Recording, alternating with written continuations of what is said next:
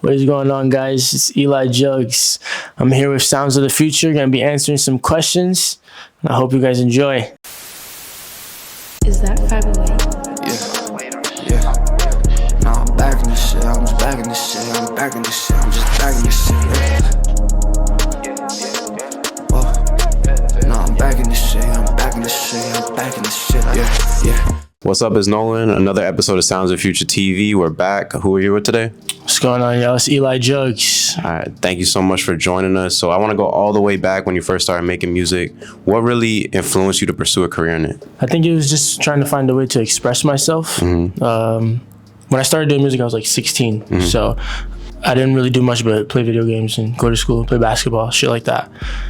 So doing music kind of felt like a new way to identify with something other than the normal kid stuff, I guess. So now that you have this outlet to express yourself, what would you say is the type of music you make, and is there any major influences you have when creating? I think the type of music I make depends on the time I'm in, whether I'm, the emotional state or my mindset or whatever's going on in my life, like outside of me that I can't control.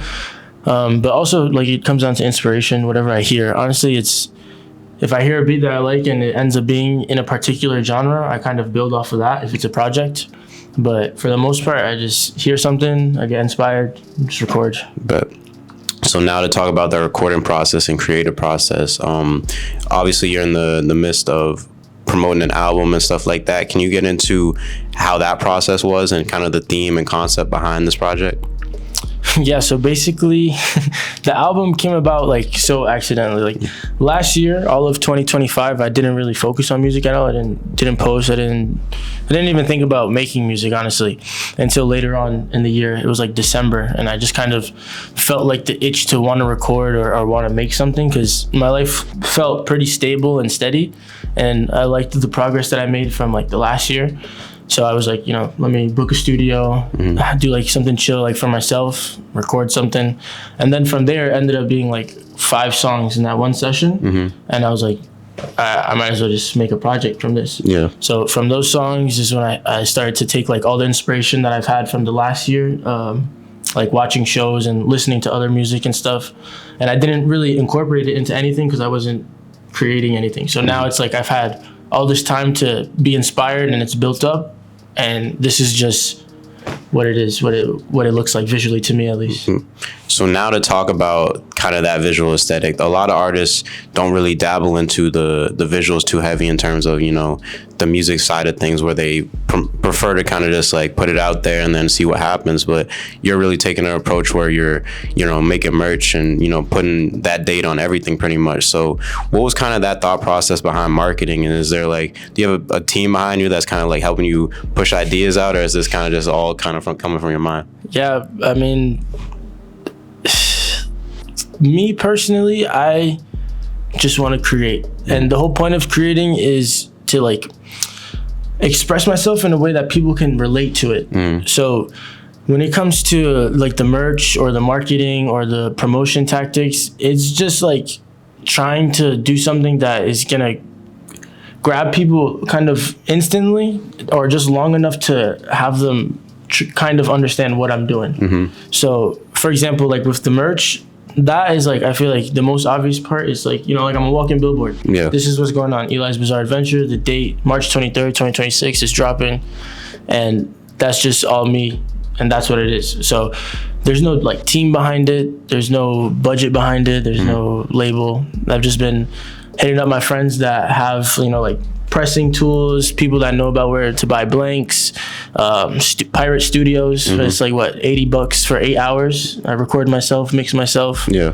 So like I said, like I keep saying the same thing, but it just comes down to the expression and creating. And my main goal with that is having people relate or find out something new about themselves that allows them to pursue whatever they want to pursue or reach the fullest potential that they have to reach. Because I know, listening to people like Kanye or even Drake, I've had revelations and realizations and moments of regret and moments of inspiration, and I just want to be that same outlet or that same energy for somebody else.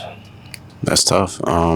So now I want to get into how obviously you're doing a lot of this independent and pushing your own music out, pushing your own merch out, pushing your own marketing system out. But that's obviously it's a lot for an independent artist, and some people even in your position would want to give up just because they may not see the instant return on like whether it be like viewership or just money or whatever. Yeah. They would stop. But you're very persistent, obviously, and in this space, as you reach different heights and stuff, and as we see you progress, obviously you're going to get opportunities from whether it be like major labels or whatever, to kind of ease that stress of the marketing and give you some resources in order to keep progressing. Is that something that you are interested in doing, or would you prefer to kind of want to keep your creative vision alive in the sense of not having to rely on a major label? I would only want to sign or be affiliated with the label or anyone backing me or sponsoring me if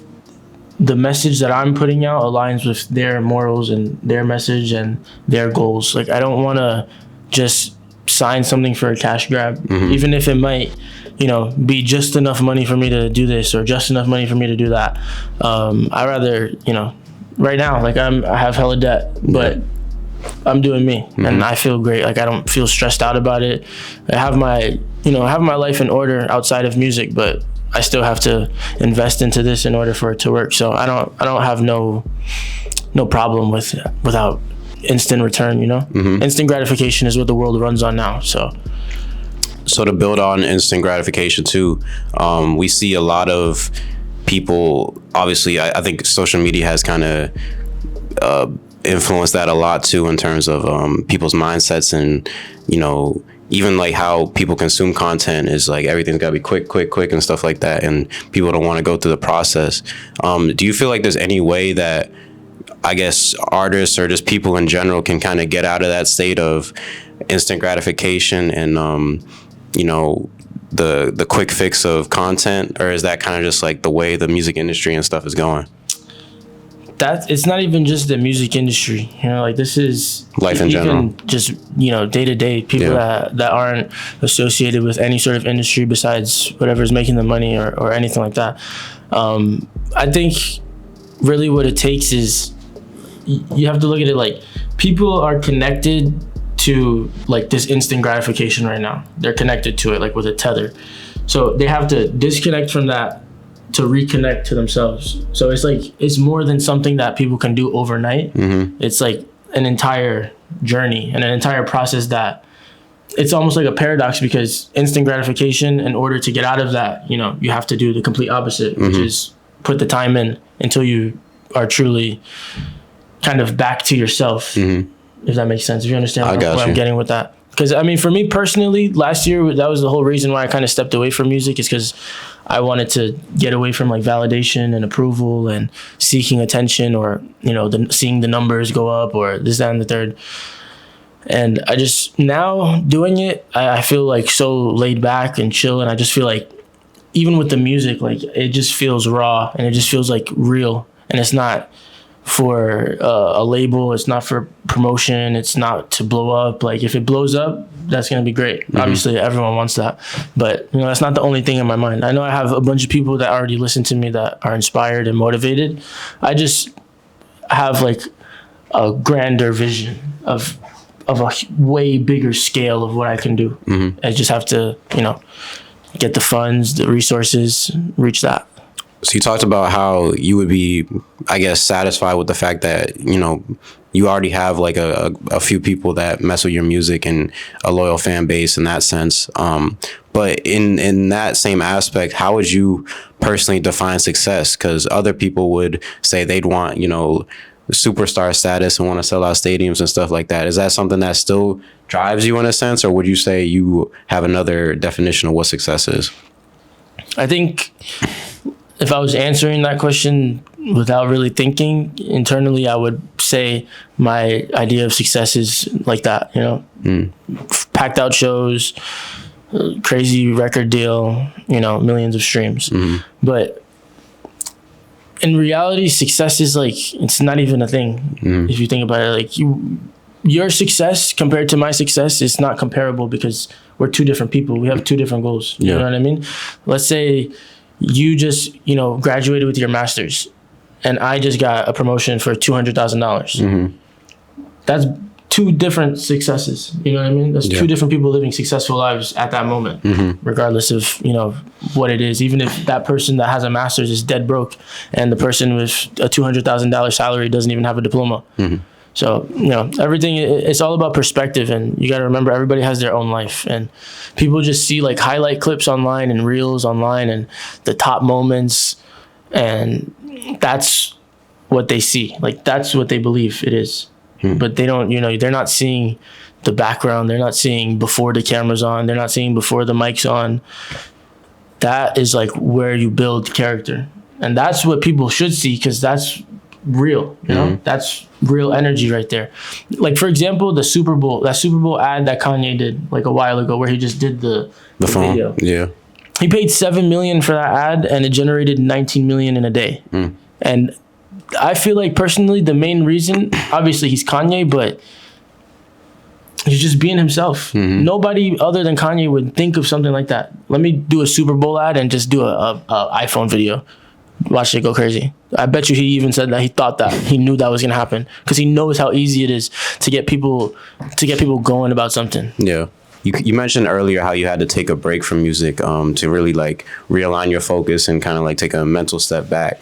Do you feel like, and I guess to kind of build off the point of how some people may view everything's about perspective, like we said. Some people may view music as a non-sustainable career, and they, especially like when family members may feel like a certain way towards your career instead of taking a more traditional route in terms of going to college and stuff like that. Do you feel like that break kind of realigned your focus in the sense of not having to listen to what others say about you in terms of the negative points they bring? Or do you feel like you're so like mentally to the point where you believe in yourself that no matter what you do or think is going to work? Personally, I don't even really think it's a thing about like believing in myself. And at the same time, like I never really cared about like an outside opinion. Like I'll ask for advice and I'll ask for criticism because that's how you grow and you get better. But to hear someone say, this sucks, or this is whack, or your mixing is off, or this person's better, or this, that, and the third, like I'm supposed to stop for one person, for two people, for three people saying something like that. Like, if that's the case, you know how many things will happen to you behind doors and in business meetings and fucking, excuse my language, just like copyright issues, court, suing people, this, that, and the third. Like, all of that is still real within that, like that music life. So if a little bit of hate or a little bit of harsh criticism stops you from chasing something, then you have to take a step back and ask yourself, what are you chasing? You know what I mean? Like, are you chasing someone to say that they like it, or are you chasing something because that's what you feel like your dream is, and you feel like there's your purpose can be driven through this, like a vehicle, Like, for me, I feel like my purpose and like my mission is to spread the right message, get people on the right mindset, have people think about the right things, like listening to somebody rap about Percocets and BBLs all day, like that's not gonna help you get anywhere. You could still rap some fly, dope ass stuff, and it doesn't have to be like that. Like J.Cole just dropped a crazy album, and that album is insane. It's insanely good, and it has nothing to do with the stereotypical stuff that rappers still rap about to this day.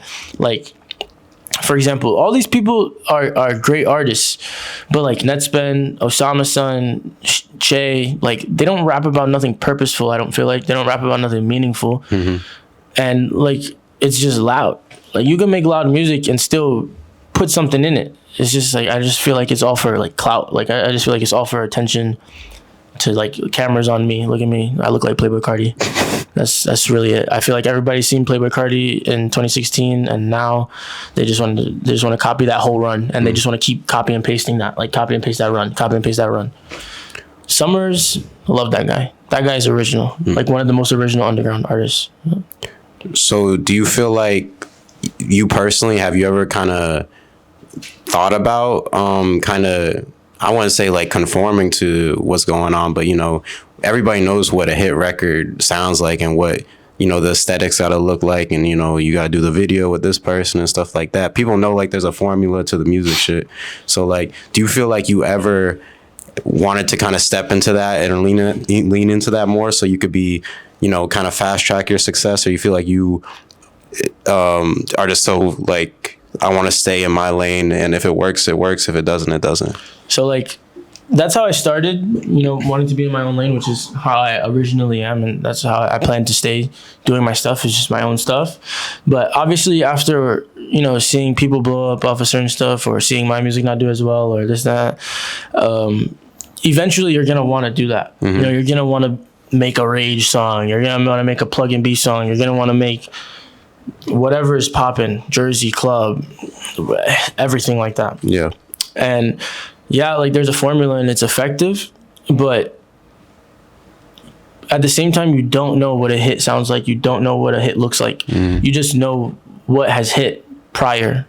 So tomorrow I can film a video and drop a song and it could be a hit, and that's going to be the new standard for a hit. You know what I mean? So it's all about how people receive it and if they're receptive to it or not. And the stuff that is like average and normal is going to be easier to consume. Like Playboy Cardi, like that last album, I was just thinking about this on my ride here, but the I Am Music, like that's nowhere near as good as Whole Lotta Red.